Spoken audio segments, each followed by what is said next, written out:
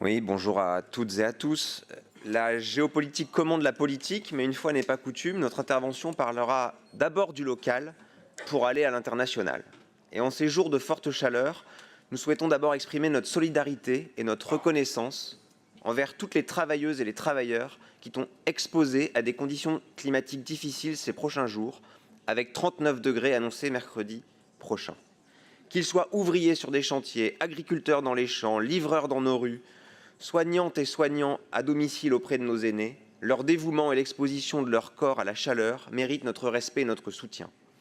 Cette pensée va bien sûr à nos agents et aux travailleurs de tous nos organismes extérieurs, notamment le SDMIS, en première ligne face à la sécheresse, aux urgences sur les personnes et aux risques incendie. Il est de notre devoir de veiller à ce que des mesures appropriées soient mises en place pour protéger leur santé et leur sécurité, car faut-il rappeler que la pénibilité au travail conduit à une espérance de vie diminuée, bien plus que celle de la qualité de l'air dont nous reparlerons pendant ce Conseil. Alors ces fortes chaleurs pourraient bien conduire dès aujourd'hui à mettre en arrêt technique les réacteurs de la centrale nucléaire du Bugey, car l'eau du Rhône pourrait dépasser les 28 degrés. Et alors que la concertation publique sur la création de nouveaux réacteurs vient de se clore en mai, n'est-ce pas là l'indicateur bien concret que cette technologie nous mêle dans l'impasse? Il est encore temps d'arrêter le grand fiasco économique du nucléaire civil et son lien avec le nucléaire militaire. Dans la nuit du 7 au 8 juin, à Pusignan, 2 militants de la France Insoumise ont été agressés physiquement par des militants d'extrême droite. Une attaque politique ciblée, inacceptable, une de plus après celle devant le métro du Vieux-Lyon il y a 18 mois environ. Leur réaffirmons ici notre soutien total et comme l'a rappelé la France Insoumise du Rhône dans un communiqué, protéger nos militants, c'est protéger la démocratie. Défendre leur intégrité physique, morale et politique, c'est défendre le droit de s'engager sans peur. Nous ne céderons rien, aucun coup nous fera taire, mais nous notons une fois de plus que cette violence s'exerce dans un silence assourdissant et tout soutien, même tardif, de condamnation de la violence physique sur des individus pour des idées politiques est le bienvenu dans cet hémicycle.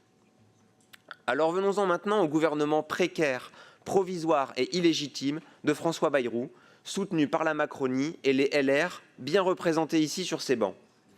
Tous ceux qui aujourd'hui versent des larmes sur la crise pour justifier leur renoncement en sont les architectes. Car ce n'est pas une fatalité, c'est un choix politique, celui de l'austérité, celui de la rigueur budgétaire, celui de la régression sociale. C'est le choix de ne pas aller chercher l'argent là où il est. Le rejet de la taxe Zuckman en est la preuve éclatante. Un outil de justice sociale qui aurait rapporté 20 milliards d'euros aux recettes de l'État. Cette loi a été adoptée par l'Assemblée nationale, mais balayée par le Sénat de 188 voix contre 129 voix pour. 20 milliards envolés pour préserver les intérêts de quelques-uns.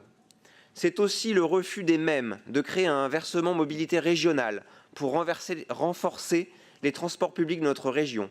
Toujours le même réflexe, protéger les héritiers, les spéculateurs, les rentiers. Il y en a ici même qui considèrent qu'on est pauvre quand on gagne 2 000 € nets par mois, pendant que d'autres dorment sur des centaines de millions, à l'abri de toute taxation.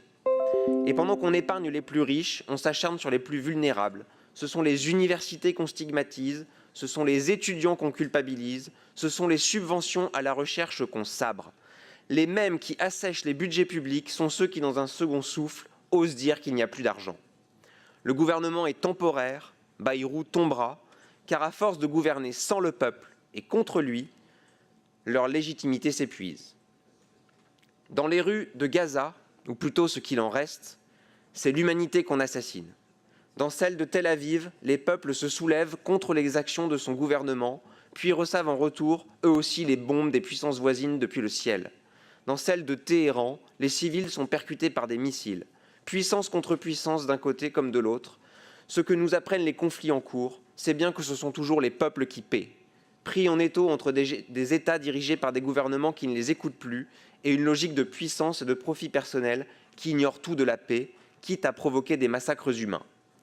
Et puis il y a chez nous, dans les studios de télévision, où les faits ont de moins en moins de valeur par rapport aux discours. Ce ne sont pas ceux qui détruisent des vies, mais celles et ceux qui dénoncent qui sont tournés en ridicule. C'est le cas de la flottille pour Gaza, des citoyennes et des citoyens français, partis avec l'objectif de livrer quelques maigres sacs de farine et du lait pour nourrissons, bloqués en mer, arrêté en violation totale du droit international et tourné en dérision sur les plateaux de télé, comparé à un mauvais équipage d'une mauvaise croisière. Voilà où nous en sommes. L'État d'Israël bafoue les lois internationales et ce sont les résistants qu'on insulte.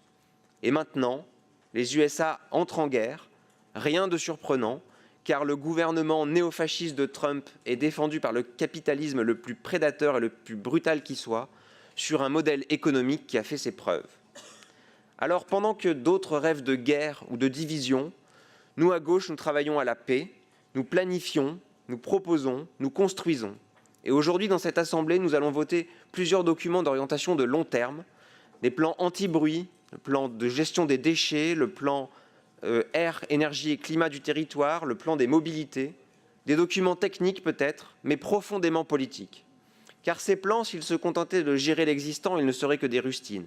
Mais notre responsabilité, c'est de les transformer en levier, en instruments de justice sociale, d'écologie populaire et de démocratie vivante. Des documents lisibles, discutables, accessibles aux habitantes et aux habitants. Nous avons besoin d'impliquer, de partager et de convaincre. Même dans la complexité, la démocratie ne doit jamais être mise de côté.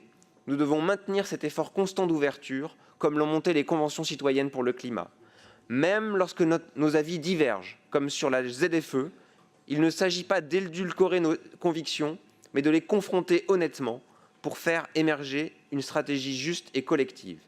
Et dans chaque mot, chaque vote, chaque document que nous portons, il y a une seule boussole, faire reculer la violence, installer une paix durable, une paix sociable, une paix par le droit, une paix par la justice. Je vous remercie. La parole est